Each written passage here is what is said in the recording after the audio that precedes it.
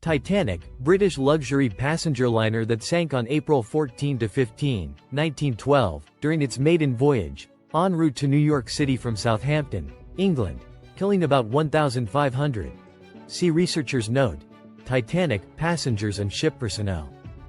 One of the most famous tragedies in modern history, it inspired numerous stories, several films, and a musical, and has been the subject of much scholarship and scientific speculation. Origins and construction. In the early 1900s, the transatlantic passenger trade was highly profitable and competitive, with ship lines vying to transport wealthy travelers and immigrants. Two of the chief lines were White Star and Cunard. By the summer of 1907, Cunard seemed poised to increase its share of the market with the debut of two new ships, the Lusitania and the Mauretania, which were scheduled to enter service later that year. The two passenger liners were garnering much attention for their expected speed. Both would later set speed records crossing the Atlantic Ocean. Looking to answer his rival, White Star chairman J. Bruce Ismay reportedly met with William Peary, who controlled the Belfast shipbuilding firm Harland and Wolff, which constructed most of White Star's vessels. The two men devised a plan to build a class of large liners that would be known for their comfort instead of their speed. It was eventually decided that three vessels would be constructed: the Olympic, the Titanic, and the Britannic. On March 31, 1909, some 3 months after work began on the Olympic, the keel was laid for the Titanic. The two ships were built side by side in a specially constructed gantry that could accommodate their unprecedented size. The sister ships were largely designed by Thomas Andrews of Harland and Wolff. In addition to ornate decorations, the Titanic featured an immense first-class dining saloon, 4 elevators, and a swimming pool.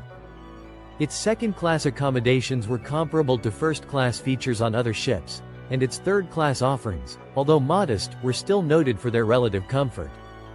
As to safety elements, the Titanic had 16 compartments that included doors which could be closed from the bridge, so that water could be contained in the event the hull was.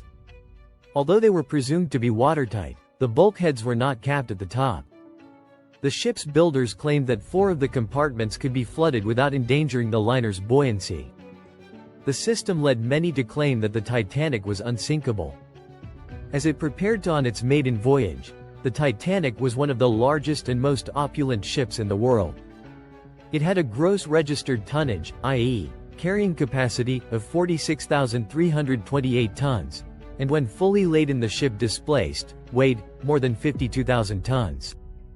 The Titanic was approximately 882.5 feet, 269 meters, long and about 92.5 feet, 28.2 meters, wide at its widest point. Maiden voyage. On April 10, 1912, the Titanic set sail on its maiden voyage, traveling from Southampton, England, to New York City. Nicknamed the Millionaire's Special, the ship was fittingly captained by Edward J. Smith, who was known as the Millionaire's Captain, because of his popularity with wealthy passengers. Indeed, on board were a number of prominent people, including American businessman Benjamin Guggenheim, British journalist William Thomas Stead, and Macy's department store co-owner Isidore Straus and his wife, Ida. In addition, Ismay and Andrews were also traveling on the Titanic. The voyage nearly began with a collision, however, when suction from the Titanic caused the dock New York to swing into the giant liner's path. After an hour of maneuverings to prevent the accident, the Titanic was underway. On the evening of April 10, the ship stopped at Cherbourg, France. The city's dock was too small to accommodate the Titanic, so passengers had to be ferried to and from the ship in tenders. Among those boarding were John Jacob Astor and his pregnant second wife, Madeline, and Molly Brown. After some 2 hours, the Titanic resumed its journey. On the morning of April 11, the liner made its last scheduled stop in Europe, at Queenstown, Cobh, Ireland. At approximately 1:30 p.m. the ship set sail for New York City. On board were some 2,200 people, approximately 1,300 of whom were passengers.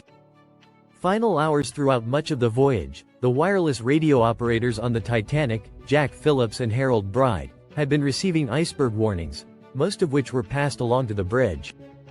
The two men worked for the Marconi Company, and much of their job was relaying passengers' messages. On the evening of April 14, the Titanic began to approach an area known to have icebergs. Smith slightly altered the ship's course to head farther south. However, he maintained the ship's speed of some 22 knots.